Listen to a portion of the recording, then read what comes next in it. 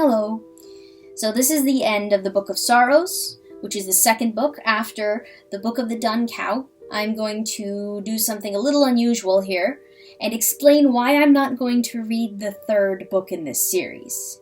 Now, I remember when the third book, Peace at the Last, came out. I was so excited. Like, I practically lost my mind. These were my two favorite books in anything I'd ever read. They were my two favorite books. And I was finally getting a third book. Like, that just seemed like too much to ask for. But it was happening, and I was so excited. And then I read it. And I was kind of confused until I looked at some reviews and found out what had happened. So there's actually a pretty detail-intensive review on Amazon that explained the situation. The timeline goes something like this. Walter Wangerin Jr. writes The Book of the Dun Cow. Many years later, he writes the sequel, The Book of Sorrows. At some point following that, he rewrites The Book of Sorrows with significant changes.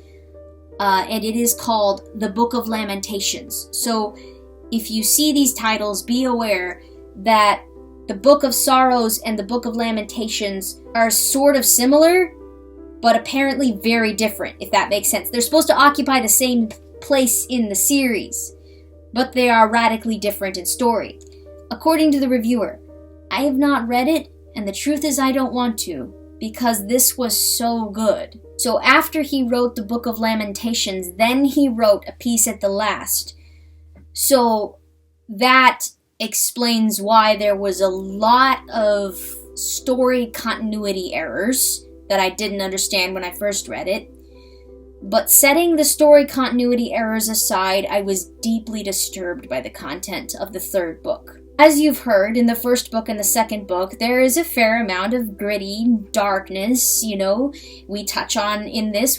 There's rape, there's violence, there's deep evil, there's very macabre imagery, but every time it was used in these two books, I felt that, in my opinion, it was not gratuitous. It furthered the story. It made sense. None of it was put in your face to shock you. When I read the third book, there were such graphic, detailed depictions of rape and violence and a focus on feces that I really didn't understand, and none of it felt like it furthered the story. There is one chapter in that book, and it's the very last chapter where there is, spoiler alert, the very last chapter of that book, there is a reunion in heaven that is quite lovely to read. But that chapter was not worth going through the rest of the book for, in my opinion. I deeply respect what Walter Wangerin Jr. pulled off in these two books, and it has come to my attention that he has recently passed on. And that's very sad to me.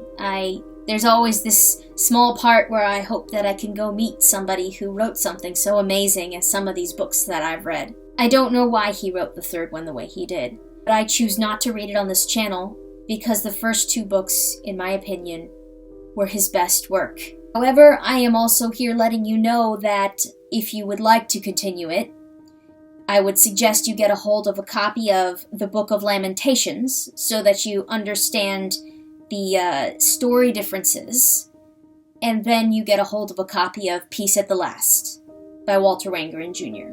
I apologize it has taken me so long to finish this book, these two books, but it is not an exaggeration to say that these are my two favorite novels and have been for many years. There's a lot of power in them. The way they're written is beautiful. Stylistically, I hope I can write more like that. He really accomplished a work of beauty here. Thank you for joining me in this exploration of my two favorite novels. Rest in peace, Walter Wangerin Jr. Rest in peace, Chanticleer.